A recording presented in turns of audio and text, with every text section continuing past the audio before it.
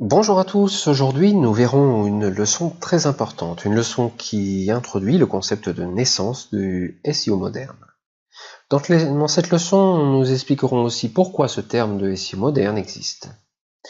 La naissance du SEO moderne marque un moment historique où nous sommes passés de mécanismes traditionnels d'écriture, qui prévoyaient l'optimisation de pages existantes et en vérifiant l'arborescence du site, à des mécanismes dits modernes qui impliquent l'écriture d'un projet suivant des mots-clés, que nous devons déterminer et non pas l'inverse. Et donc, dans une optique de référencement naturel obtenue avec la seule écriture de contenu, nous essaierons de vous expliquer le changement générationnel qui a amené à distinguer le SEO qui était fait dans le passé avec l'optimisation de pages on-site et le SEO moderne est donc un système de traitement qui, tout en respectant les mêmes règles, a pour objectif de créer des projets avec beaucoup de mots-clés et très rapidement. Et c'est justement le respect des règles qui est dans l'ADN du SEO moderne. Le respect de deux règles fondamentales. Le respect des règles d'écriture, règles que nous avons commencé à connaître dans la leçon précédente et que nous approfondirons dans la suivante. Et le respect des règles de publication. Le respect de ces règles, et donc des différentes phases imposées par les moteurs de recherche, nous met dans la condition de pouvoir gérer très facilement un projet même complexe, en gérant facilement la communication sémantique dans n'importe quel CMS, identifiant des méthodologies de publication simples, mais parfaites et adaptées aux objectifs. Et la vraie révolution est que nous le ferons en partant d'une stratégie. Et ce point est très important parce que le vrai passage générationnel se fait à partir du moment où nous nous rendons compte que les pages qui communiquent nos mots-clés au moteur de recherche ne sont rien d'autre que notre arborescence. En revanche, par le passé, on construisait un projet de référencement naturel en utilisant une arborescence déjà existante, et donc en allant optimiser des pages déjà existantes. Dans le cas du SEO moderne, nous faisons le contraire.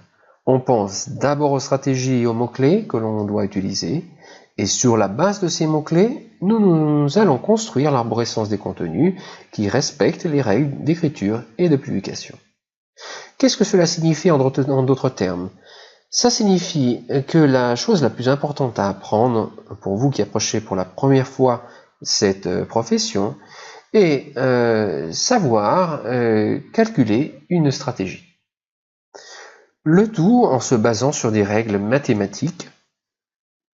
Ce sont les deux choses que vous devez apprendre.